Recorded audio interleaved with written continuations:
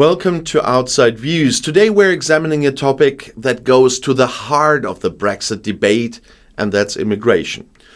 One of the main arguments used by Brexit supporters was that leaving the European Union would allow the UK to take back control of its borders. Many who voted to leave believed that Brexit would reduce immigration, protect British jobs, and ease pressure on public services. Yet, 5 years after the UK officially left the EU, immigration has actually increased, and its economic impact has become one of the most contentious issues in the country. A new report has revealed that the post-Brexit immigration wave could cost British taxpayers a staggering £234 billion over the coming years. And the sheer scale of these costs raises serious questions about the government's immigration policies, the effectiveness of Brexit in controlling migration, and the broader economic consequences of leaving the EU. The numbers tell a story that contradicts what many Brexit supporters expected. According to recent figures, around 3.8 million people were issued long-term visas between January 2021 and June 2024. This is an enormous number, and it is important to break it down to understand what it means. Only about 17% of these visas went to actual workers. The majority of arrivals were coming to the UK through other routes: students, family members, asylum seekers, and refugees. If Brexit was supposed to prioritize high-skilled immigration and limit low-paid migration, the current figures suggest the opposite has happened.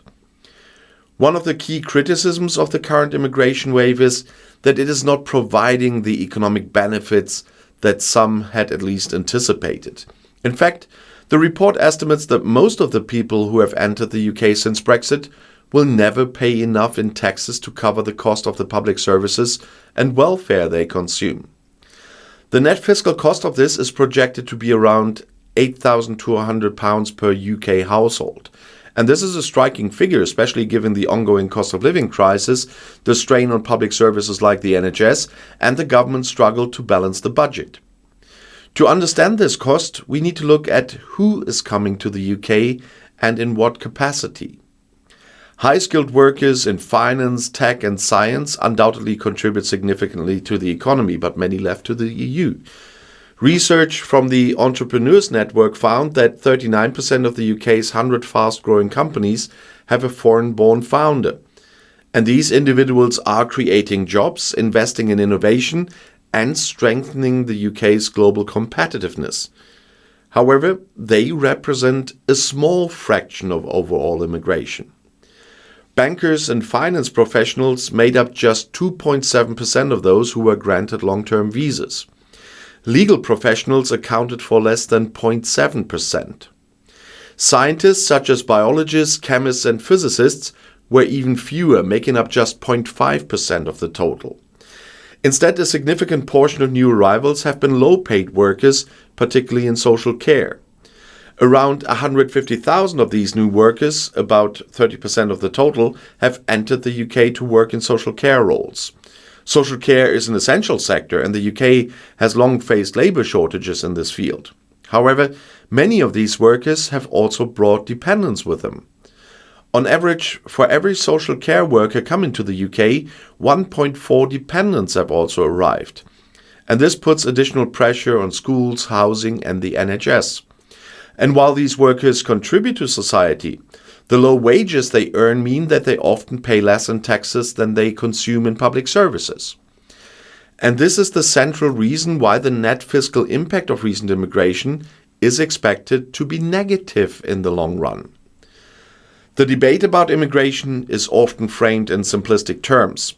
Some argue that all immigration is good for the economy, while others claim that it's always a burden. The truth, as always, is more complex. Immigration can be beneficial when it brings in people who contribute more to the economy than they take out. However, when large numbers of low-paid workers enter the country, often with dependents, the economic equation changes. Public services are already under immense strain, and many Britons are questioning whether the government has lost control of migration policy, the former and the current government.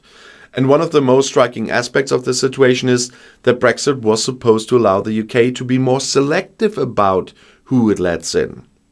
The promise was that Britain would focus on attracting high-skilled workers while reducing low-skilled immigration. Yet 5 years on, the opposite has happened. The UK has seen a significant rise in net migration, but much of it has been in low-paid sectors, while high-skilled sectors have struggled to attract top talent. And this is partly because Brexit ended free movement with the EU, cutting off a pool of highly skilled workers who once contributed to the UK economy. Instead, Britain is now relying more on non-EU migrants, often in lower wage roles. And this shift has had real consequences. British businesses that once depended on European workers have struggled to fill vacancies. The farming sector, hospitality and construction have all been hit by labor shortages. At the same time, higher immigration levels have contributed to the growing housing crisis, pushing up rents and making it harder for young Britons to afford a home. And public dissatisfaction with immigration policy is at an all-time high, and the government is under pressure to take action. So, what is the way forward? Well, the current government is stuck in a difficult position. On the one hand, they know that the economy needs skilled workers, and restricting migration too aggressively could harm key industries. On the other hand, public frustration with the scale of immigration is growing, and failing to address it could lead to political consequences. One possible solution is to focus on improving wages and working conditions for British workers, making jobs in sectors like social care and agriculture more attractive to domestic employees. At the same time, the UK needs to rethink its immigration strategy to ensure that new arrivals contribute more to the economy. And this means prioritizing high-skilled migration, encouraging entrepreneurship, and reducing reliance on low-paid labor. Ultimately, this situation highlights one of the biggest contradictions of Brexit.